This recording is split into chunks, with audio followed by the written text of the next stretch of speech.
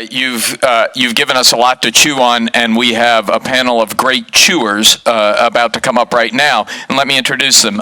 Neil Howe, who has written a number of books. Come on up, Neil. Has written a number of books on generational change, and I think may have been partly responsible for coining the word millennials. So those of you who are millennials and don't like the phrase, blame him, not us. Abby Huntsman, who actually is a millennial. Thanks for that. Is going to join us. Abby is, as many of you know, I'm sure, the co-host of The Cycle on MSNBC. Michelle Singletary writes the Color of Money column for I was going to say Amazon.com, but that's not it. The Washington Post, and we're really delighted to have her here. And then Brad Wilcox, who is at the American Enterprise Institute and studies family structure issues. And last but certainly not least, Alicia Menendez, who hosts a show on Fusion, which is an entire TV channel focused on millennials. So Paul has given us an awful lot to talk about, and I will get all of you in the conversation quickly, I'm sure. But Neil, let me start with you and start where Paul started, which was those extraordinary ads from Coke, Cheerios, Chevy at the Olympics. You talk to those corporate folks. They spend a lot of money on market research. They know what they're doing. What are they seeing, and what are you telling them about this generation that you think is there to stick and that is going to change the way society works? Well, I think one of the most striking features, and this came up near the end of the presentation, was the extent to which millennials believe in family, even if they're not getting married. They're not getting married. They see marriage as a capstone rather than the beginning of their lives is something you do only when you get to be successful, right? Nonetheless, they are very loyal to family. They're very wed to family. We see a complete disappearance of values gap between generations within the family. Parents and their young adult kids they're watching the same movies, they're listening to the same songs, they're syncing their iPods, they're buying the same brand name clothing. Their stores now having mother-daughter specials. They go out to stores together and give promo stuff out together. So this creates a very different environment for packaging products, for branding, for designing products, and particularly along with this greater closeness, the shifting of wealth up the age ladder. I think you mentioned that was the Fed's Survey of Consumer Finances 2010, 75 plus, now the most affluent. So you see a lot of wealth now moving down, subsidies going down personally through generational ranks, and so you see the grandparents funding the extended family vacations and so forth. And I want to get back to the economics in just a minute, but let me ask you, Abby, does that sound right? Does what he's saying about millennials sound right to you? I mean, one of the things we saw in Paul's numbers is there are some pretty substantial differences in opinion on some issues. Yeah. I think that's exactly right. And you mentioned this challenge of bridging the gap between millennials and the generation above them, and I think a big part of bridging that gap is better understanding millennials, better understanding the things that we care about, the worlds that we live in. I mean, I just 2 days ago, the subway broke down in New York City, and as you can imagine, it was chaos, and so everyone was trying to grab a cab. I jumped in a cab with 5 other folks, and I looked around me. I thought, I'm the boring girl, Mormon from Utah here. The guy next to me was a African-American man, Chinese woman on his right. There was someone from Europe in the front, and our driver was from India, and I thought, this is the world that we live in. They were all young, they were all going to their prospective jobs, and they all cared about each other, getting to their job. They were compassionate, and I thought, this is a very different world than I think my parents lived in, and it's important for them to understand that world. And I think until that next generation really gets that, it's going to be difficult to move forward. We didn't all grow up in Utah, but it is true, Alicia. Those numbers show 40. I mean, the racial picture of the millennial generation is very different than the previous generation. 43% non-white. How important a factor is that in defining the way that this generation views the world? It's everything. we don't really think about it. That's sort of what makes it so different. We don't think about diversity in the context of diversity. It's just the world that we've grown up in. And I think that there is a complexity to it. Fusion, for example, started as a network that was going to go after the millennial generation. And if you understand the millennial generation, you understand the diversity of the generation, the fact that it is the most diverse generation in American history. So we were going after Hispanic millennials, understanding that it was an entry point to the larger generation. Part of coming to understand that, though, was coming to understand that Hispanic American millennials didn't want to be put into a box. We didn't want to just be spoken to as Hispanics. We didn't want to just talk about Hispanic issues. We wanted to talk about millennial issues. And I think that's true for African American millennials. I think it is true for Asian American millennials. There is that complexity of identity where there is both something about us that makes us other. There is an attachment to an additional society, but there is above all else an emphasis on diversity and togetherness. That marks much and many of the social issues. Michelle, I want to go back to these economic issues that Neil talked about and Paul talked about, because that's what you focus on and write about, and you talk to millennials all the time about these issues. This is a generation that's been framed by tough economic times. And you talk about the wealth numbers. There was actually a story this morning that says that wealth in this country is at an all-time high, but it is much more concentrated than in the past, and particularly among older people. So what impact is that having on the way this generation views the world? The thing that scares me the most is the fact that they are not getting the jobs with the type of income that their parents might have had starting out, and also the level of debt that they have incurred to go to college to get this degree, that then that does not give them the job to really service that debt. And so they're under a lot of economic pressure. And they're not going to necessarily inherit that wealth because their parents and grandparents are living longer. They're going to need that money to take care of them. So in the past, when they died off sooner, they had money. I mean, it's true. I mean, Granny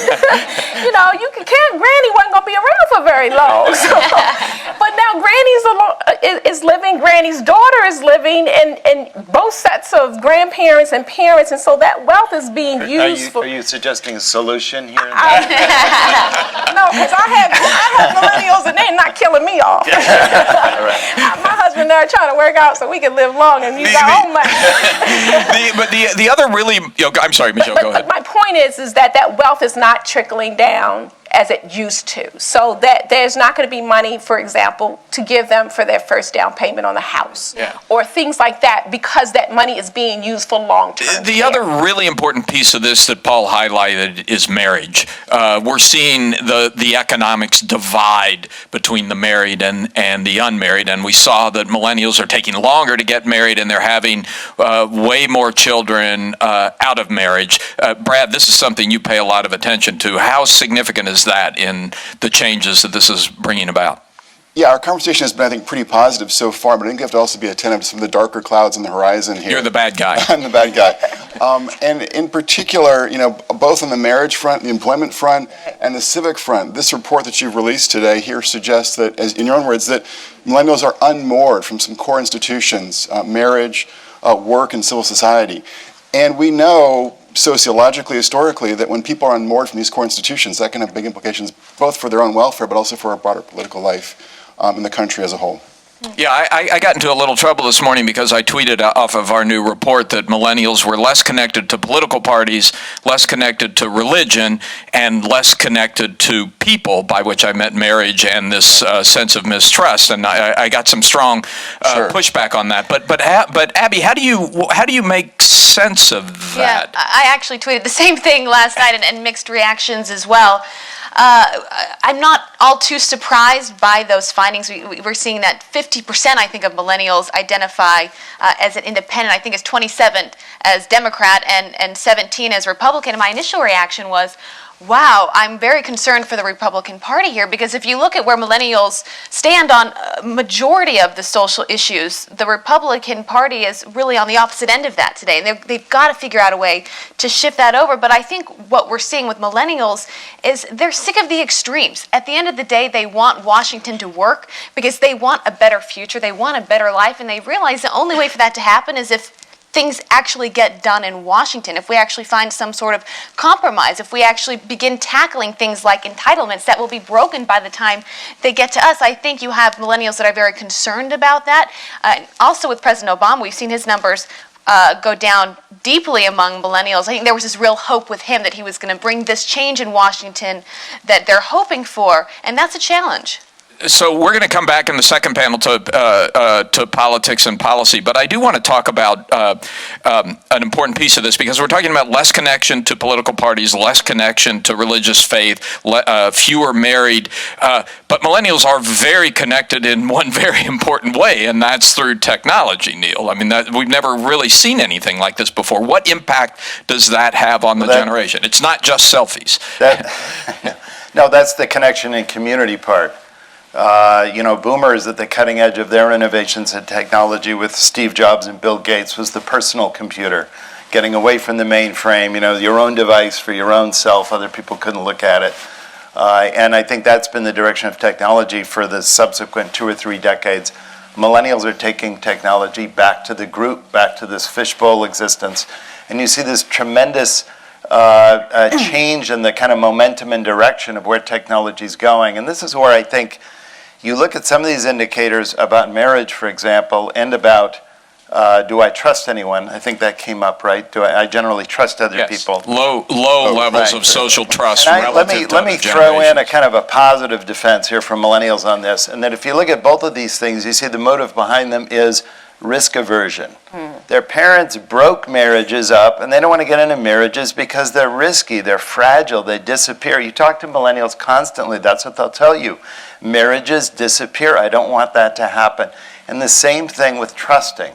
They're a risk-averse generation. We see a huge aversion to doing risky things among millennials. And go ahead. Just to follow this thought, it means that so many of the things that we naturally associate with loss of civic trust, and you look around the world, Pew's done many of the studies themselves, you associate loss of civic trust with rising crime, greater collective pessimism about the future, loss of friends, less engagement with the community. You go down this list. Millennials show none of those things. They have more friends, they're more engaged with the community, they're more collectively optimistic. So what does it mean? What is this low social trust finding mean, if anything? I think you hate to use cliches, but they look, for example, let's take marriage. The thing that concerns me so much is that they think it's so broken that they think it's not a path to go. But the numbers show that when you marry, you have better economic status for yourself and your family. So they're bringing children into the world who are going to have less income than they because they don't have the security of marriage. Because, it takes... In most of these communities, it really does take 2 incomes, and it takes the stability of a marriage to help raise a child. No. When I say why, I mean why are they doing it? If the evidence is so clear that the future is better off if they are married, it's both the fact that I think expectations for marriage today are much higher than they were for generations, 50 or 60 years ago. That's part of the story. And then also, as you mentioned, or I guess Paul mentioned earlier, the economic, obviously, foundations for many millennials aren't very great. So they're better if they're married. Right. They are, but they want to have that capstone model like Neil was talking about. They sort of view marriage as the capstone rather than the foundation stone for their adult lives. That's the difference. Yeah, I think a lot of it goes back to economics. I mean, I graduated in 2008 when bad choice on your part. Yeah, we were dealt a very bad hand, and I have a number of friends that are still paying back college debt, and what happens is they're set back by a number of years. I mean, my sister lived at home for 5 years after college, and she's one of so many. And by the time they start their first job, they're 5 years past when they wanted to start. So that sets them back. So they're thinking, marriage is far from what I should be thinking about right now. I really need to be focused on a job and making some sort of an income. So I think we're set back. The debt load is serious. That's as Abby's saying, I think it's much more about structure. I'm saying this as a 30-year-old who just got engaged. So there's hope. If your kids aren't ready to get married, they'll get married. Everybody calm down. I mean, to me, there's so... Out of the house yet? Yes. But I lived at home for 3 different years. Like, I boomeranged back around. And again, they'll leave. It'll be okay. I feel like, to Abby's point, a lot of it is about the economy that we graduated into. A lot of it is about that student debt. I would also say, for many of us, especially like myself, who were raised in middle class families, we had this dream. The American dream was home ownership. We saw a lot of people we know get burned by home ownership, just as we saw a lot of marriages fall apart. So I think there's also this much more meta grappling with what the dream is if the dream is not that. But when you look at marriage, I think there are other complicating factors, right? You don't want to come into a marriage with a boatload of debt. You don't want to take on somebody else's debt. Part of what I have conceptualized marriages is as buying your first home. If you're not able to do that, then why do you want to get married? We're incredibly transient. We're going where the jobs are. The job may not always be where your romantic partner is. On top of that, for women who are parts of communities of color, we are wildly outpacing our male peers when it comes to college graduation, when it comes to income. So there are so many complicated questions that at the base are economic questions. I think it was totally right. Actually, not long ago, there was a report in the New York Times that couples trading and finding out about each other's credit rating was one of the first reasons why engagements were broken off and people stopped dating each other anymore. But what I wanted to say was that in the 1980s, the demographer Richard Easterlin wrote a book called Birth and Fortune, and that's where he called the silent generation the fortunate or lucky generation. And if you look back in the late 50s and early 60s, with the high tide of the nuclear family, and people were getting married at age 18 and 19 and having kids, they were moving into houses, buying cars right away. They had guaranteed jobs with union wages, and they found that after 5 years on the job, their median wage was equal to the average of all wages of all ages. In other words, they were doing very well relative to older people back in the late 50s, early 60s. That just isn't true today. But I think it's important that, and I think Paul talked about this, we have to adapt to what's going on now. And so I don't have a problem with young adults staying at home until they are ready to launch. And college students will tell me, how do I handle this debt? I said, stay at home and take your entire salary and just don't have babies. Just don't have babies, for real. I'm serious about this. You need to, stay away, So, big bear coat. So how much? I'm sorry.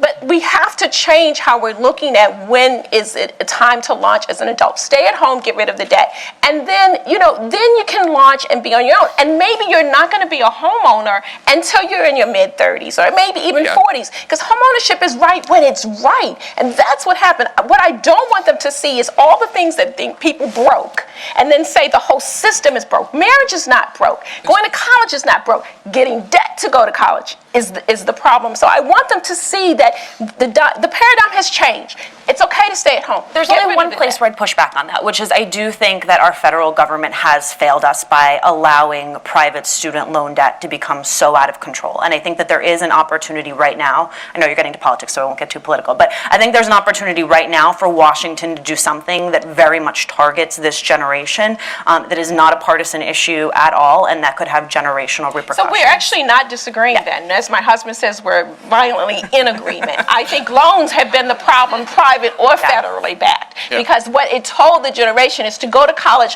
no matter the cost. And that's wrong. So let me ask, this is, by the way, has been, as a father of two 20-something daughters, very encouraging. Thank you very much. You feel better about them now. Much better than I did at the start. But let me ask you, how much of these things we're talking about are permanent? I mean, if you had tried from the vantage point of 1968 to predict the future, well, in fact, who wrote the book, The Greening of America? One of the worst books of all times, an attempt to predict the future based on the trends of 1968. So how much of what we're talking about now is, like Alicia says, it's going to go away, they're going to move out, they're going to get married, it's going to be okay, take a deep breath, and how much of it is profound change in the way our society is going to work 10, 20 years down the road?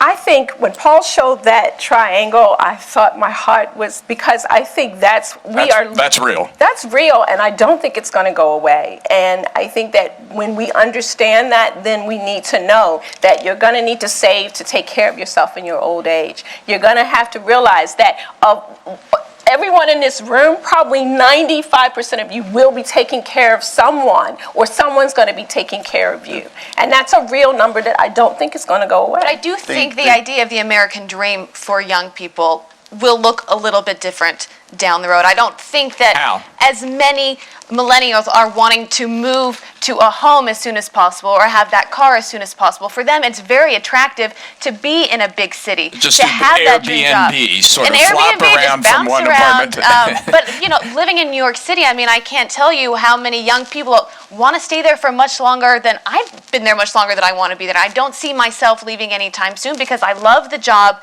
that I'm doing, and I think if you're in a place where it's lively, there are different people from all over the world, that's what this generation likes. The odd thing about the picture you're painting is this generation that we just showed says they have the lowest level of social trust of any of the generations, seems to be Right, and embracing a lifestyle that involves much more interaction Yeah. with those, There's Brad and Neil. There's a big class divide here, too, which we haven't really talked about enough, I think, and that is that, I mean, these trends when it comes to marriage, when it comes to work, when it comes to civic engagement are really stratified. Right. And so for college-educated millennials and older Americans, they're much more connected to marriage, they're more connected to even religious institutions, as well as obviously work like we've talked about today. So, and this divide, this gap continues to grow apace. And so I think the future doesn't look very good unless we can really figure out some way to bridge this growing class divide in these core institutions, which are related to things like emotional well-being and other kind of core measures of human welfare.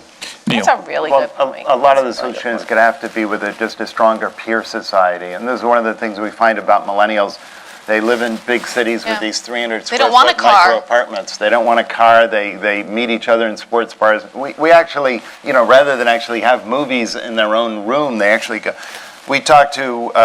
And do you think that's permanent? You don't think they're going to hit 35 and want to move out to the suburbs and have a 5,000 square foot house? Boomers had parents that had very, very strong peer societies in the suburbs, and they all moved together to places in the desert like Leisure World in Sun City. They just took those peer societies with them. But millennials also have very strong peer societies, and when we talk to the C-suite at hotels, they're telling us that 20 years ago, we had extra investment dollars. We spent it on the rooms. Today, we spend it on the lobbies because the young people today don't want to spend any time alone in their rooms. Yeah. And I see, but the one. And that's good. No, but I'm saying that. We don't A want lot of them in millennials hotels. are not living in hotels and traveling in metro. I mean, Right. most millennials are having kids, and a majority of them, well, not a majority, close to a majority of them are having them outside of wedlock. I mean, we're talking, a whole class of millennials are not really being discussed right now. We have to kind of keep them in. We're talking in about conversation. generational divides and not the economic divides. let me- We're also talking about college educated. I mean, that's Yeah, the big that's- divide. Which is, and that gap is bigger than ever, as Exactly. Paul pointed out. You asked about the future, and the rectangularization of the age pyramid is, I think, one thing that we can say is absolutely certain. You talk to demographers, and absent a global pandemic or an alien invasion, I mean, that's going to happen, right? That rectangularization. Longevity is not going to change. Fertility changes very slowly, and it takes about 30 years to have an impact. So all that's really built into the system. So the adjustment and entitlements and all of those changes, that's inevitable. And we'll just have to deal with that. I want to go back to technology because we've kind of touched on it in a lot of this conversation, but we haven't dug in. And Amanda, I want to put you on the spot if I can. Amanda Leonard is with our Internet Project and spends her life looking at these questions, particularly with the young people. So can you just tell us a little bit about what you're seeing, and then we get the panel to respond to it? Sure. So I would say that the majority of my work focuses on the younger side of millennials, so people 13 to 18, roughly. But we do see this, I think what we're talking about, we've talked a lot about sort of disconnection from institutions, and I think we've touched on this idea of actually the connections that young people are really making is through technology. And we talk a little bit, we sometimes wring our hands and say, oh, young people, they're addicted to social media, they're spending all their time connected to each other. But that's actually, I think, a really important point, that it's not addiction, but it's this desire to connect. And without these other institutions and without necessarily those kinds of places to connect with each other, we're moving towards connecting through technology. And so we see that in this great uptake of social media. We see this in this desire to connect with other people in this digital third space. And I think, we see that also through this desire to connect through texting and this desire to use the technology at hand to really make those connections with other people. And so the question for the panel is that a problem or is it just a change? I actually think it's a positive change. I think what you're getting at is engagement. I think young people are engaged. They're engaged in society and just everything that's going on around the world a lot more than the generations before them. And I think that is engaged in very different ways. They're not joining political parties. They're not affiliated with religion the same way that the previous generation. With different types of people too, and issues I think that they care about. So we see that millennials are a lot more compassionate when it comes to gay rights, when it comes to immigration, you name it. It's because these aren't stories that you read in a newspaper anymore. These are folks that are in the classrooms with you. These are people that you ride in cabs with. These are people that are your friends, and you feel with them, you empathize with them, you understand where they're coming from. And I think that makes for a much better outcome longer term, that we are all in this together. I think Alicia spoke a little bit to that Latinos want to be a part of the community as a whole as well, not just considered Latinos.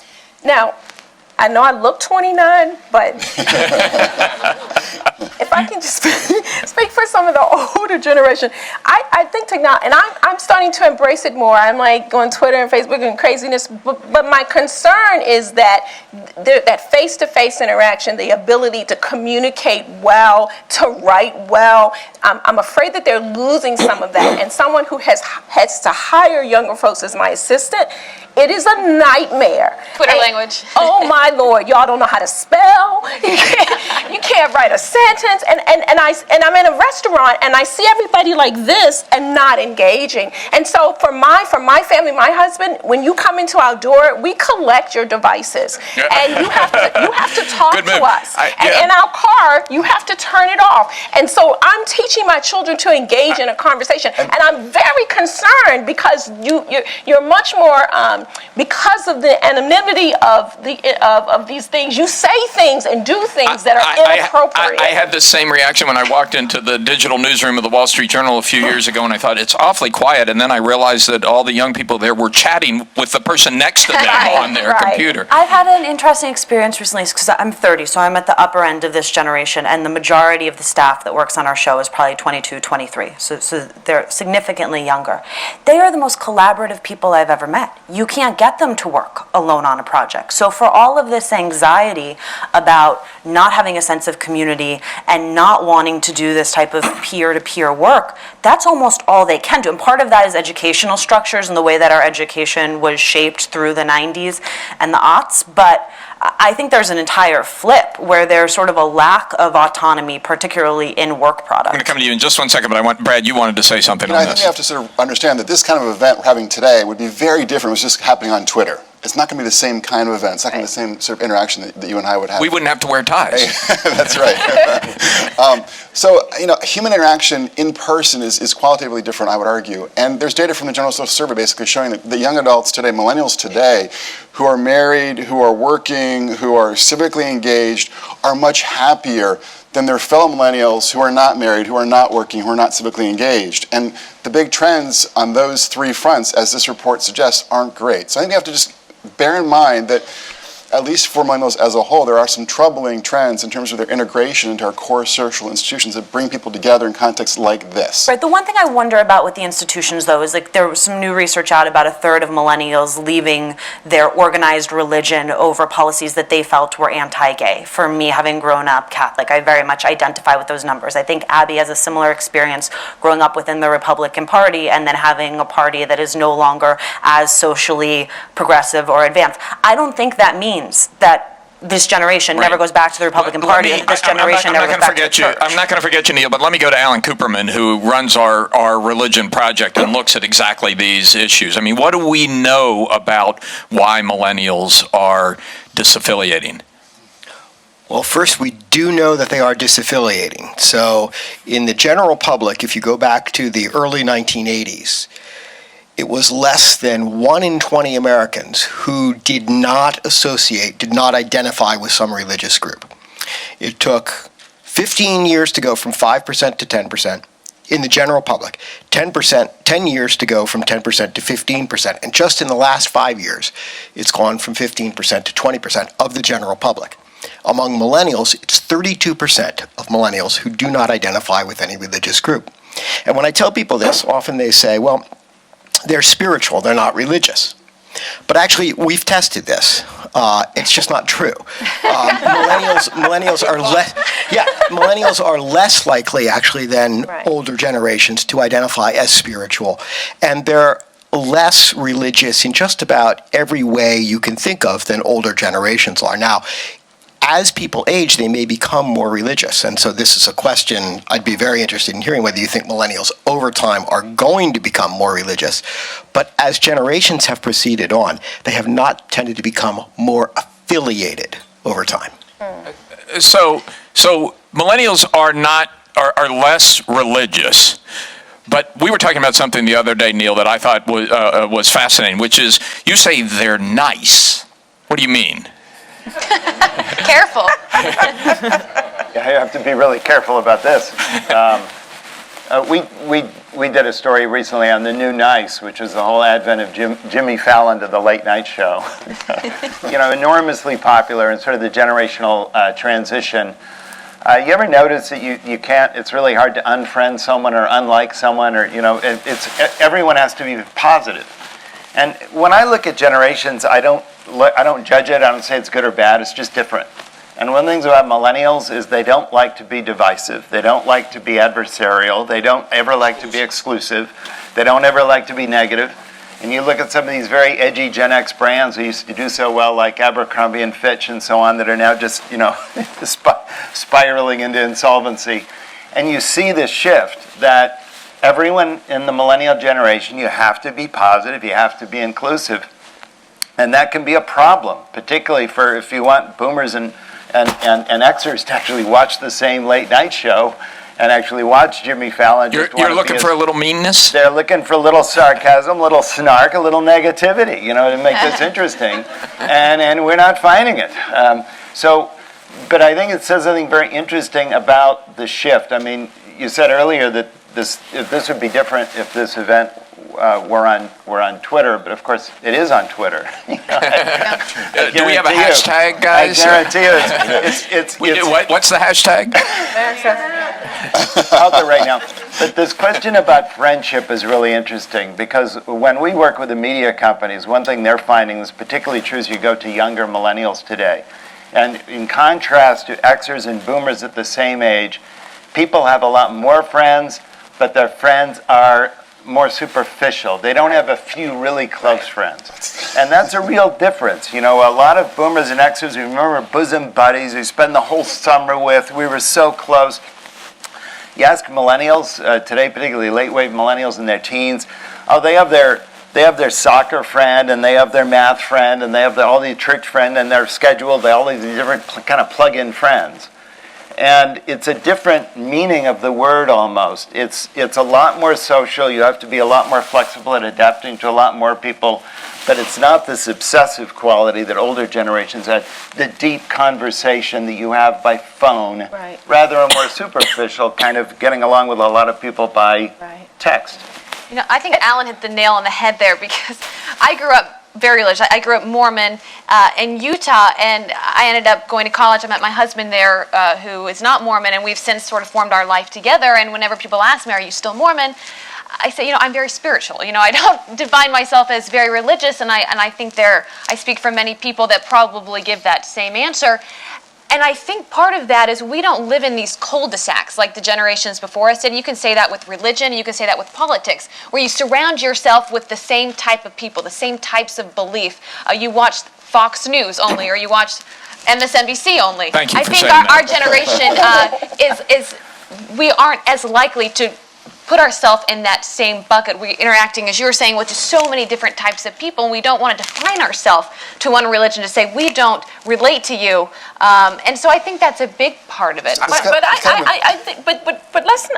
I think we do religion a disservice by saying that everybody who goes to the same, church is of the same ilk, and that is just not true. And when you get further from some of those organizations, those religious organizations, you get away from a safety net as well. Can you talk a little church, we have marriage counseling. Talk a little bit. You're very involved in the educational outreach of your church. I am. People know you mostly for your column, but talk a little bit, and you work with millennials when you're doing I that. absolutely So talk do. a little bit about I'm that. a director of a ministry at my church called Prosperity Partners Ministry, where it's sort of a financial literacy program. And so the people that I serve run from 18 to 80, and I volunteer at prisons, teaching inmates. And so, when you go to church, you're doing more than just sitting there in the sermon on Sunday. There's a safety net that is crucial to our communities, and when you're not connected to that safety net, when You can't do it on happens, Facebook? You can't do it on well, Facebook?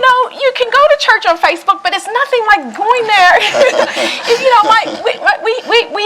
We broadcast our service, but going there, being among people and worshiping, and when someone has a problem, you can see it in their face. You can't see it on their screen. And so when you walk out and you see someone and they're sort of despondent, you go, "What's the matter, sweetie?" And then you talk to them, and then you say, "We've got a marriage counseling that can help you with that." Or, "My son has autism, so we have an autism ministry." When you get disconnected from that, the government can't do everything. And it used to be that when people had financial troubles, they went to their church, and our church has that kind of program. So when you say you're just spiritual, to me, that's you're still disconnecting from other folks. It's more than just about you. And church is more than just about you. It's about the community. And I just get a little concerned that we're saying that we're all sitting up there, "Damn you." No, that's not what's happening. We're much more open, and we talk about different things, and there are conservatives and liberals in my church, and moderates and independents. It's all encompassing. And I just think that you have to realize that you have an obligation to do more than just for your family. And I think that's a really important point. I love Alicia's take too, but I think part of it is we don't want to be defined, right? We don't want to be defined by, "Oh, you're Mormon, you only fit in this group." I think we like to relate to everyone else in the room. And you can. That's a really interesting point. Another one of the surprising findings of our survey to me was when you asked millennials, "Do you consider yourself an environmentalist?" You got a much lower response among millennials than you do among other generations. And I think part of that just has to be this sense of, don't call me that, It's not that they don't care, it's the affiliation. Yeah, what do you think, Alicia? Part of it's also that we're using language that we've used for the last 40 years. You're tired of it. You talk to millennials, even millennial women, about Roe v. Wade, it doesn't mean anything. You ask them if they're pro-choice, it doesn't necessarily mean anything. You start getting to language about, do you want to have autonomy and control over your family planning decisions, all of a sudden you're having a different conversation. So I think so much of when we look at those numbers, so much of that is about language. Do you care about the planet? Yes. Do you want clean air and water for your kids? Yes. Are you environmentalists? No. Yeah. Brad? I guess, once again, I want to think about, I think it is true that the racial, ethnic lines have come down for millennials. But I wonder, if you're thinking about kind of friends across those lines, how many friends do people have across educational lines in this room? Right. How many of you here know someone who is just a high school student? Really know someone? How many of you relate on a regular basis to folks who are not college educated? So my concern here, once again, is that I don't think we're adequately attending to the fact that, there are ways in which kind of diversity and pluralism are expressed and articulated and experienced for millennials in ways that are really new. But there are some important, I think, class divides that are in some ways deepening. Or even if, and I raise this only as a hypothetical, I already said I had two 20-something daughters. Your daughter comes home and says, "This guy I want to marry doesn't have a college education." Right. Right. That's That's going to be the new reality, of course, too, because of the gender divide in education as well. The complete inability of someone with just a high school degree to get a meaningful career anymore, I think, is one of the biggest shifts. The blue-collar jobs, the apprenticeships, the union jobs, the stable, what used to be considered middle-class jobs have completely disappeared. All that's left are these very transient food service jobs. You just see it, and you look at the occupational shift from people in their early 20s 30 years ago versus today. Those middle-class jobs don't exist. And what that means, what I thought was very interesting about in your report was you showed that millennials are sort of keeping up with Generation X at the same phase of life, but it's swimming upstream because a much larger share of them have four-year degrees, a much smaller share of them have, and each of those categories is doing much worse. They're simply keeping up because a lot more of them have More of them are college going to degrees college. and a lot fewer of them have college. But that's a good thing. It's a good thing, but it's not the millennials' fault. In other words, the millennials are achieving much more than ever before in terms of degree attainment But not because getting of there. their achievement orientation. But overall, they're not getting anywhere. And this Because the also ties economy- into your because the student economy debt, is changing. your student debt issue Getting the as right well. skill sets to actually doing something that you're good at and that ultimately and- helps the future of this country. And this right? is partly the fault of schools. I mean, I've worked a lot with K through 12 schools almost in every state. And they have all of these off-ramps for which there's no on-ramps. And there's very little accountability at the school district level, the state level. They're perfectly satisfied with how they're training kids and how they're graduating. They don't really care about the fact, they don't really track kids. They don't Right, really what does know that what's happening. transition into? Where does Exactly. that take them?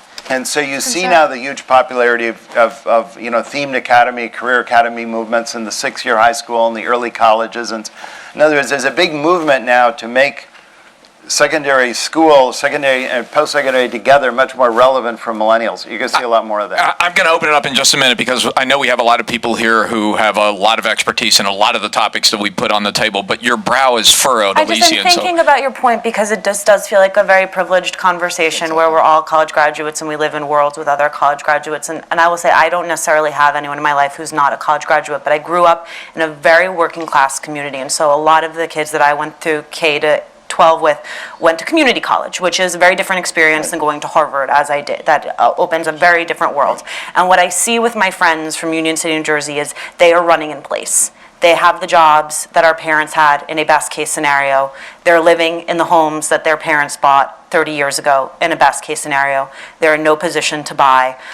They are not going to have, most of them are public educators, they're not going to have the pensions that our parents had that allowed them to retire at 55 or 60, and very few of them are married. So I can't necessarily speak to the cohort that isn't a college grad, but I can tell you I personally see a huge divide between myself, where I was in an upper middle class family, they catapulted us into the Ivy League, I have never not had a job, my life has been very different than most members of my generation, and even the members of my generation who are pretty okay. They did go to college. They're not getting ahead. They are simply where their parents were a generation ago.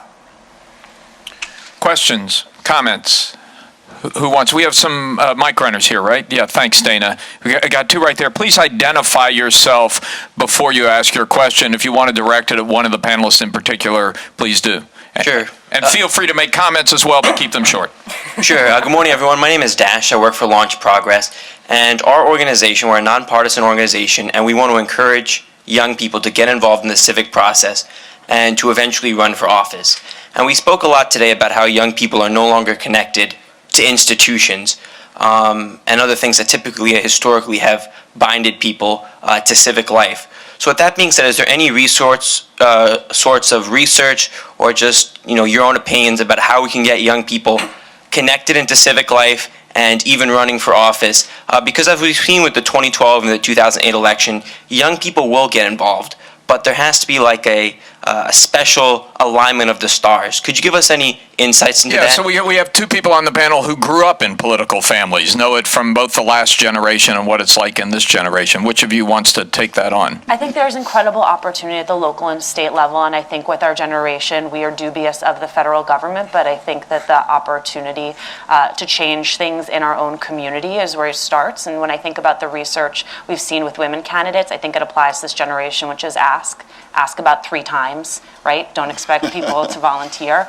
But I think if you go after this generation, we believe we can change things in Silicon Valley. We believe we can change things in New York. There's no reason that we can't change things in our own community, but it's going to take asking. I think there is this real lack of trust specifically for this generation because we were dealt a very bad hand, and I think we blame a lot of that on Washington and on our leaders, on our politicians. We say, we were basically screwed. No one's really focused on us. No one's thinking about our future. Nothing's really happening. And I know we don't want to talk politics here, but we saw a lot of engagement when President Obama ran. I was in college at that time, and I was blown away at folks on campus that were devoting their entire life to getting this man elected because he represented hope, he represented change, he represented their future. So I think we get involved when it actually affects our life. We can act, when we can see a direct link to making our life better, something that we care about. And having grown up in politics, it's about believing in somebody too. We were talking about this earlier about liking a candidate. It's so important to be likable, to find someone that you say, you know what, they're going to fight for me. They're going to be there for me. And I don't think there are enough folks out there that our generation feels excited about. The new niceness hasn't made it to Washington, Neil. The last time people liked a candidate was the 1950s, I recall. I like Ike. But one thing I did want to say was I think my own personal opinion is going to take crisis to galvanize young people and to actually foment a new direction in the youth opinion. I think history shows that generally is, for better or for worse, that's the way it happens. But let me just say that at the viewpoint of state and local and federal governments in terms of as institutions, they're going to be hugely millennial very shortly. And the reason is they're top-heavy now with boomers who are all retiring. And the Xers either never joined or were ripped out, in the 90s. And so there's this huge vacuum. Whenever I speak to federal agencies or state and local governments, they all have these massive employment campaigns now for millennials because they don't have anyone else there. Well, there's a real disconnect. If you just walk on Capitol Hill, I was just there and I think, I don't relate to anyone up here. I feel like they don't understand, many of them don't understand the things that I care about, and that's when I think Twitter can play a really important role. That's really how my sisters and I got started. When my dad was running for president, we'd have the John 2012 girls, and we'd write about him in 140 characters, and I think that was really the beginning of the future of politics and how we will be engaged. And these politicians need to figure out how to talk to us, how to speak our language, and how to focus on things that we care about. I think that's a really important part. But there's a flip side to that too, of course, which we'll talk about this afternoon. Our poll showed that millennials believe that the government should be a bit more skewed to taking care of young people, not taking care of old people. But if the old people are doing all the voting, the politicians are going to go where the votes are. Right. Right here. And please identify yourself. Yeah, Bernie Aarons. I'm a physician, and I'd be interested in what we know about the different generations' attitudes towards their own personal health and illness, and how that's reflecting in their behaviors. Well, It's a great question. we Go ahead. I can volunteer an answer. We've actually found in our own surveys that millennials take a greater interest than previous generations of young people in their own health. We often talk about them as the young invincibles. That's the reason why they're not going to sign up for Obamacare and so forth. I actually find that millennials, much more than earlier generations, actually have a lot of contact with healthcare providers. A lot of them, particularly the boys, have been diagnosed with ADD. A lot of them have allergies. A lot of them have, they got the team, they got the parent, the counselor, the doctor, shepherding through all these various checks and diagnostics. That's because their mama took them. And that's because their mama, and they're very close to their parents and their healthcare. So we actually find that millennials actually have more contact with healthcare providers and actually may have a little bit more of incentive than you otherwise might think to keep in continuity of care. But of course, that's going to be mainly determined by the availability of care given the new demand for it under the new law. Question right here, then here, then here. Yeah, thank you. So my name's Maureen Conway. I'm the Executive Director of the Economic Opportunities Program at the Aspen Institute, and I have sort of a comment and a question. My comment is, one of the things we're really concerned about is sort of this declining return to work, basically, that work just doesn't pay enough, doesn't pay to support a family, and these kinds of things. And I think, there's this tendency to say, well, it just can't because the economy has changed, and I do think that we need to recognize that we've also made choices about how we manage the change of the economy, and in terms of we don't raise the minimum wage, we don't enforce labor laws, we don't have unions anymore, and we don't really protect workers' rights to organize, and all of these kinds of things. And I'm not saying which of these we should do. We also don't really in terms of public sector jobs, we don't believe in providing pensions and this kind of thing. And we believe jobs should be more transient so that people will work harder and compete for them. But this obviously has had a challenge for us. So I think it's something to think about in terms of our tax policies and our public policies, how that has shaped what the opportunity to work is and the returns to work, and not just kind of say the economy has changed, because it has changed, but we've also changed in our response to it. And my question is, I was listening to you think about millennials staying home and people should stay home, get rid of their debt and everything. And one of the things we also see is people are much less likely to move for a job, and it's much harder to move for a job. And I was wondering just what your thoughts are in terms of sort of this declining labor market mobility and how that leaves, particularly in this class divide piece, how that leaves some people sort of trapped in kind of labor market areas that really have very limited job opportunities, and just what your thoughts are on how that's playing out. Well, I work directly with individuals, so I don't work with the statistics. I work with real folks, and I don't see that people don't want to work or even move for a job. They're certainly willing to move once they have, some stability. And I talk to lots of young folks, and they desperately want to work, and almost for just about anything. They do have a work ethic, but it takes a lot to move. It takes a lot of money to move, and if you move away from your safety net, your parents, their parents, your sisters and brothers, and you may be moving to a job that doesn't have much of a safety net. Exactly. So I think that it's okay. I'd like to see people stabilize before they do take that move, because that's when they start bouncing back, and then that's when the trouble happens, because if they move and they don't have the money, then they get credit card debt and so on and so on. So I think that as long as we in all the different areas and cities have a strong market and we educate people for jobs, not just for the sake of education, that we won't see these problems. It gets back to risk aversion. I mean, I often think that back in the early 1990s, there'd be a lot of Gen Xers hitching right now up to North Dakota to drive those shale oil rigs for over $100,000 a year. I mean, it's a bonanza youth economy up there, and I often wonder why more millennials aren't moving. Where does the risk aversion come from?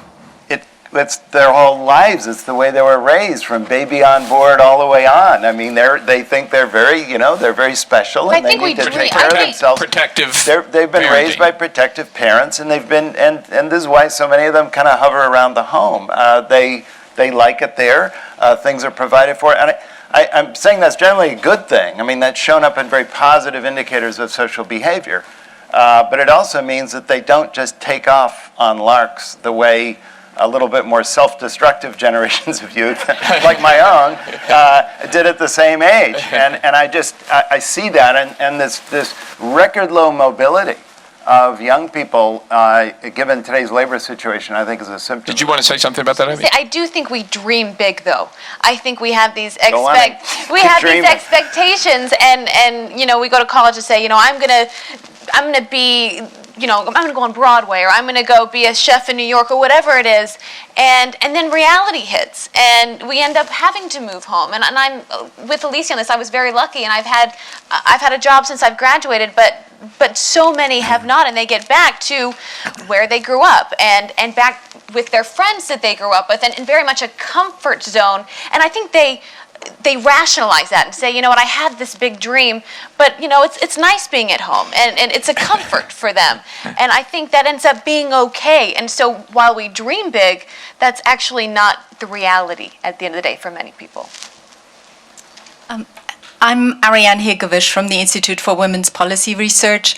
Now, I was just wondering whether you had looked in the research at shifting attitudes to men's and women's roles between the generations, and also, given that we all know women are doing very well educationally, are doing better than men, if we project that out, we still have a big gender wage gap. Women on the whole are a bit more supportive politically of social investments, childcare, elder care, whatever. But I'm just wondering how you see those kind of dynamics changing. We've done a lot of work on men's and women's roles in the household. I'm going to put Kim Parker on the spot in a minute, but Alicia, go ahead. Paul, it was the part of your book where it's like, my heart like this, because it's talking about how women of our generation, more so than men of our generation, say that having a high-paying job in a professional field is a priority and an importance to them. And I think Sheryl Sandberg kicked off this whole conversation with leaning in, and there was a great piece in the Huffington Post that one of our old colleagues wrote, Lisa Belkin, about how if we want women to lean in at work, then we're going to need men to lean in at home, and that why that is so confusing and so frustrating, it means everyone's doing more. It doesn't mean that just women are doing more. It means men are doing what they've always done. They are going to work, they are collecting a paycheck, and then on top of that, we are asking them to do more than their fathers did. So there is now a politics of being at home where everyone's like, well, I'm doing 110%. And I think that is one of, that is going to be the reality of the new marriage, which is, first of all, in this economy, everyone needs to be dual income, right? Very few people have the luxury of living in a single income home. And as women want to reach that, what was the number, 67% that said it was important? I mean, that's going to require a partner who is willing to put in twice as much. And we're not there yet. Kim, can you talk a little bit about what we know about what has changed and what hasn't changed? Sure. We actually just did a big report on this, on gender and work and the wage gap. And this generation of millennials it's the smallest wage gap on record. So millennial women make 93% of what millennial men make, and that's, they've really closed that gap. And each new group of young women has gotten a little bit closer to parity with men. But if you track women over the course of their careers, it's difficult to maintain that strong position in terms of wages. Something happens 10 to 15 years into their careers, and the wages start to slip down relative to men. And one of the most interesting... Can I just ask, though, is that thing that happens babies? Probably, yeah. The thing that happens is family. And, we asked millennial women, you could see this strong position they're in relative to men in terms of educational attainment, and now getting close to men in terms of wages. But we asked them to sort of look forward to their careers. What do they see in terms of their prospects? And their millennial women's views are very similar to the views of middle-aged and older women in terms of the inequality that they see in the workplace. 60% of them think that men make more than women for doing the same job. They do. A strong majority say that more changes are needed in order to bring about equality in the workplace. So they see real roadblocks in their path, in spite of the fact that they're entering into the job market in a relatively strong position. And then when we ask middle-aged women or women who have already had children what impact being a working parent has had on their ability to advance in their career, they say it has not had a positive impact. And for men, you don't see that. So there are these issues that millennial women are going to have to grapple with, and men as well, if things are going to change. It just has to be dealt with at a policy level. We need to consider work at home, real work. But it's an attitudinal issue as well. It is an attitudinal one, but I mean, but it's one we've dealt with for forever, right? We give men paternity leave, and then the other men in their office make fun of them for taking the paternity leave, right? Like it has to. In corporate America, it has to become an ethos of corporate America. We really want being a parent to be an important part of who you are as a whole person, but that's not where we are right now. But I think it's important to recognize also that there's real fundamental pluralism among today's women. Basically, the most popular option for married moms today is to be working part-time. That's not true for married men. And there's a substantial minority of folks, married moms want to work full-time, and a substantial minority want to be at home full-time. So that pluralism has to be part of our conversation, and our policy agenda, I think, should be appreciative of that pluralism rather than just privileging one particular model of work and family life. Just on that real quick, I also think that's why we're seeing this generation wanting to have less kids. I think that's a small part of it, because we think, how can we still have a successful job? How can we maintain that high salary or just a living salary and have kids at home? And if we do have kids, we can't have more than one or two to actually balance all of those things. So you're really still making a decision between having a career and having a family. And to balance that, I think it's still very difficult, and we need to get to a place where it's not, where you can say, I can have 3 or 4 kids and I can still have the job that I love, a job that pays. But I think we need to open up so that it's an individual decision, because then we devalue those women who decide, I want to stay at home. Yeah. Looking back, I would have changed things and I would have been a stay-at-home mom. Because it is really, really tough to have the kind of job I have and raise my kids and be there and out. I am tired. I get no sleep. Trying to be the super mom and the super, and at the end of the day, at the end of my life, when it comes time for me to say that final goodbye, I am not going to think, I was so glad that I was a Washington Post columnist. I am not going to say that. But what I want to say is that I'm so glad that I raised 3 wonderful human beings. And I think that But let me just speak for the rest of us. We're glad you're a Washington Post columnist. So I think we need to have policies and attitudes that encompass and let people do a little bit of everything. We can cannot lean in and be successful in everything. We can't do it all. Yeah. We cannot do it. I have a wonderful husband, make more money than him, and we are both tired, and it's not possible. We have clearly sparked something here, but I'm going to let Laura ask her question, but I want to make sure I'm paying close enough attention to the periphery. So we'll take this question over here, and is there anybody over there who's trying to get in? I'm a boomer, so I have bad peripheral vision. Then we'll go to you. Yeah, go ahead, Laura. Hi, thank you. I'm Laura Meckler from the Wall Street Journal.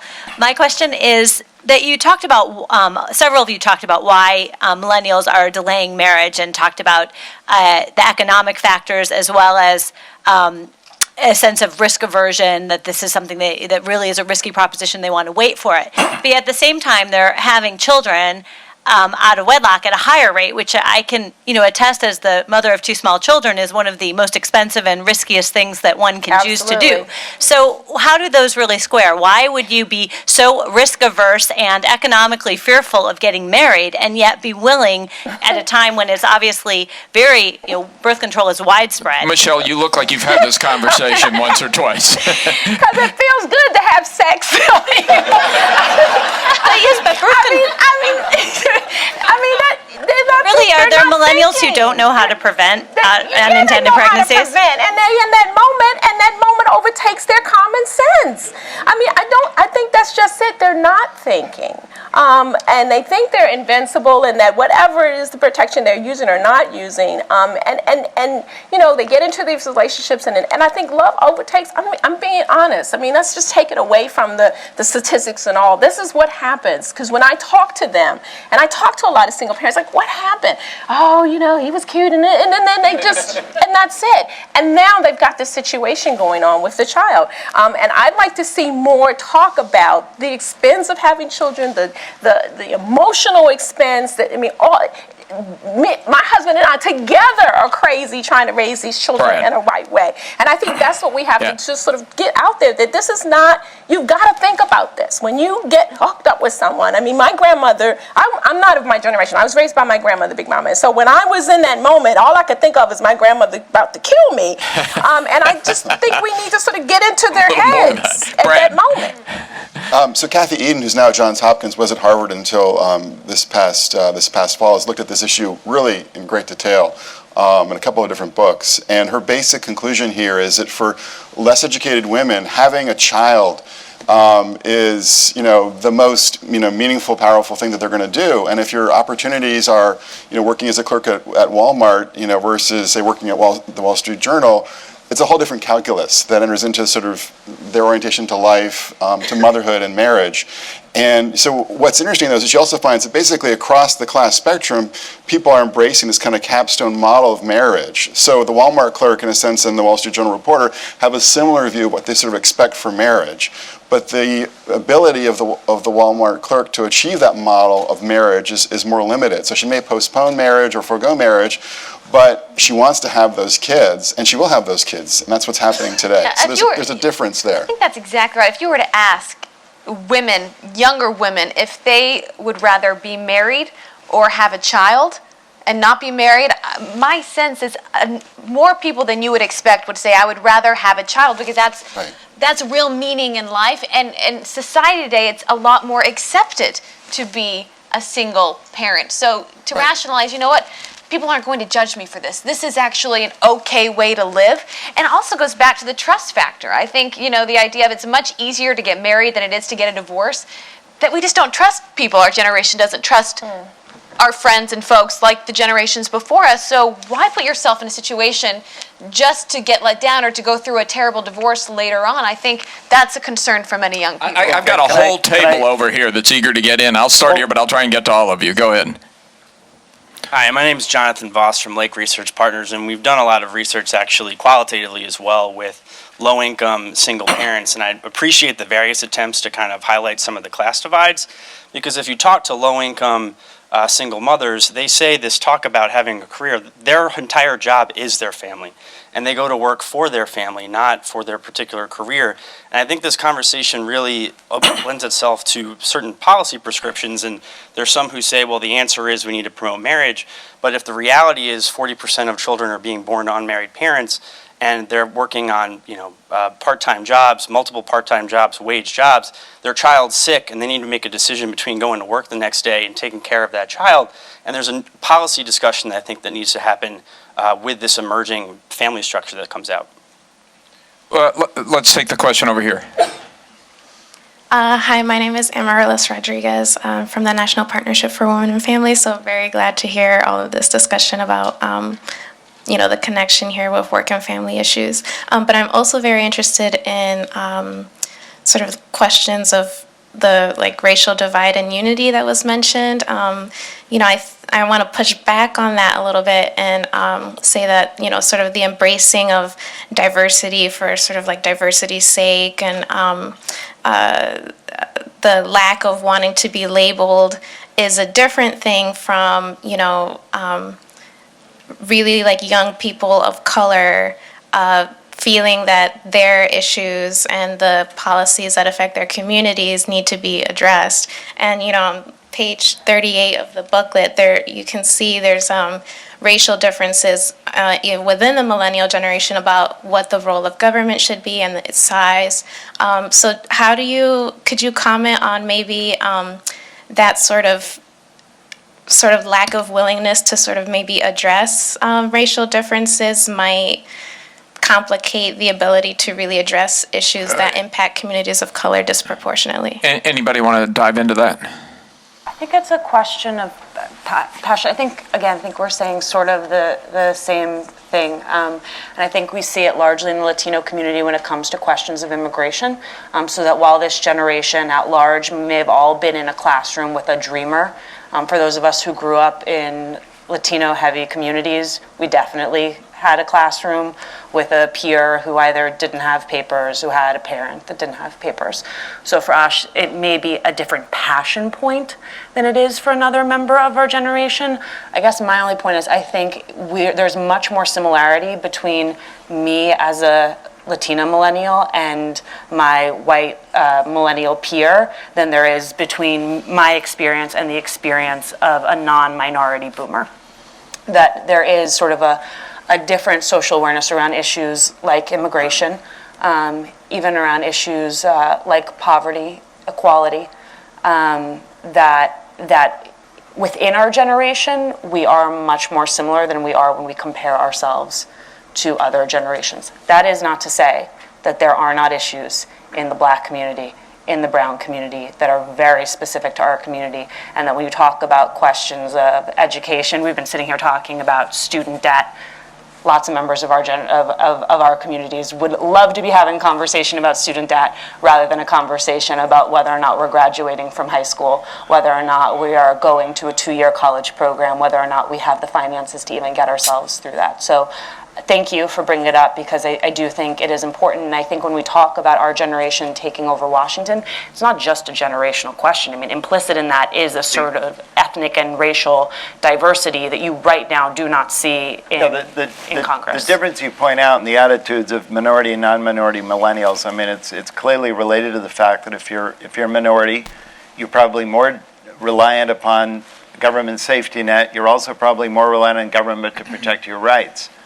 And I think that simply makes sense. I think another thing to keep in mind is, given the horrible state of the economy, we see an absolute effect, by minority status and by immigration status on how the post-recession environment has affected you. And you can see that absolutely in the fertility rates.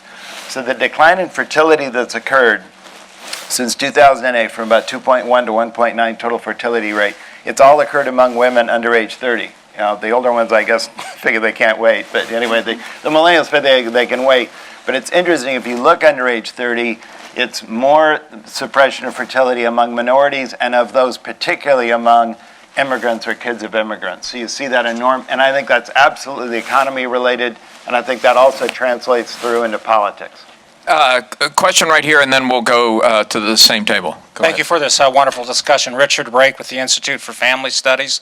In your discussions about the delaying of marriage among millennials, kind of almost following up on what Mr. Howe was just talking about, whether they're delaying marriage or not, or why they're delaying marriage or not, it seems like the result is less children.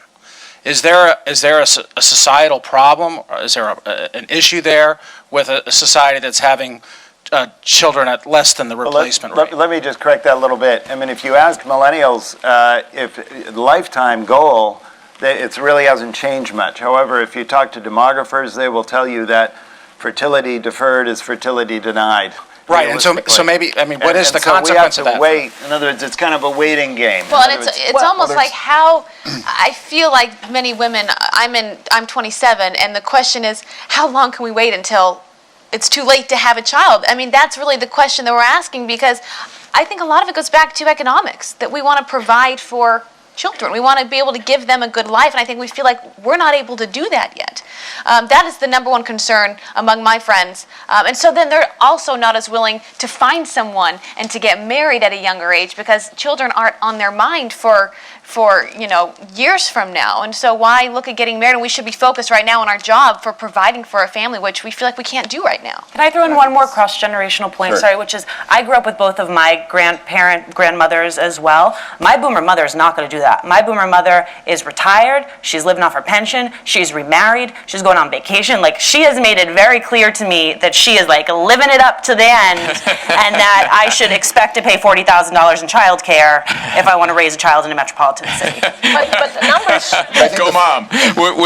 Donna, I'm going to let you ask a question, then Ann, you've been about to explode up here in the front row, and then I'm sorry, Amy, we're going to have to take a break, but go ahead. Thanks. Donna Butts, Generations United, and you actually just kind of touched on what I wanted to ask about, which is that we're all talking about the fact that life is increased at every age, whether it's for young people, for middle age, for older age.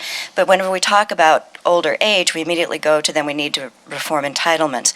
But what I'm wondering about is what the panel thinks about the changes across the lifespan, how we can change what we expect of older age to be like and of middle age to be like. What are the expectations? So it's not just looking at it as an entitlement issue, but an opportunity issue, that we have this great human capital asset. So how do we engage that asset in families, whether it's raising grandchildren, helping to provide care, or it's outside of the family?